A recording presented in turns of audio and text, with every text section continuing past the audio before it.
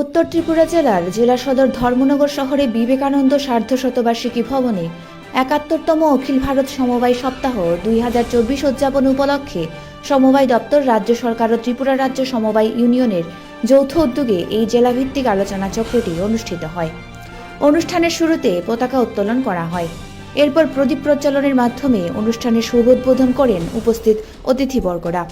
এই অনুষ্ঠানে উপস্থিত থেকে অনুষ্ঠানের সভাপতিত্ব করেন উত্তর ত্রিপুরা জেলা পরিষদের সভাধিপতি অপর্ণা নাথ।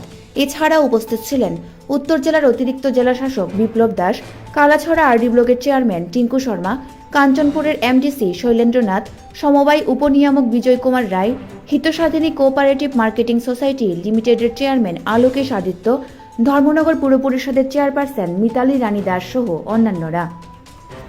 এই অনুষ্ঠানে উদ্যোক্তা কর্মসংস্থান ও দক্ষতা উন্নয়নে সমবায়ের ভূমিকা সম্পর্কে বিস্তারিত আলোচনা করেন অতিথিরা। অনুষ্ঠানে আলোচনা রাখতে গিয়ে উত্তর ত্রিপুরা জেলা পরিষদের সভাধিপতি অপর্ণা নাথ কর্মসংস্থান দক্ষতা উন্নয়নের উপর আলোচনার পাশাপাশি নেশার হাত থেকে যুব সমাজকে দূরে যাবার জন্য আহ্বান জানান। পাশাপাশি নেশামুক্ত সমাজ করার ক্ষেত্রে সকল স্তরের জনগণের ভূমিকা নিয়েও তিনি বিস্তারিত আলোচনা করেন। Bureau report, Dharmanagar news online.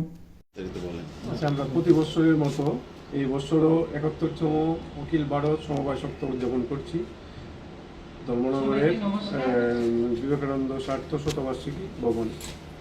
তো এই যে সমবায় সপ্তাহ, সেটা সারা বিশ্বে পালিত হয়। আমাদের এখানে 14ই নভেম্বর থেকে 20 নভেম্বর হয়। তো 14 নভেম্বর হয় এর জন্য যে আমাদের যে প্রাক্তন প্রধানমন্ত্রী ছিলেন জওহরলাল নেহরু, ওনার জন্মদিন উপলক্ষে 14 তারিখ থেকে এই সপ্তাহব্যাপীটা উদযাপিত হচ্ছে 1971 সাল থেকে।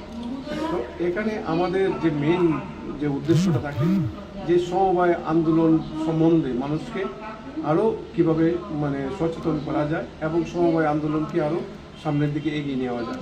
আমরা জানি যে আজকের এই বিশ্বে যে যদি সমবায় আন্দোলন যথার্থভাবে করা যায়, তাহলে যে কর্মসংস্থানের যে সমস্যাটা আছে, সেই সমস্যাটা অনেকাংশে দূর করা যায়।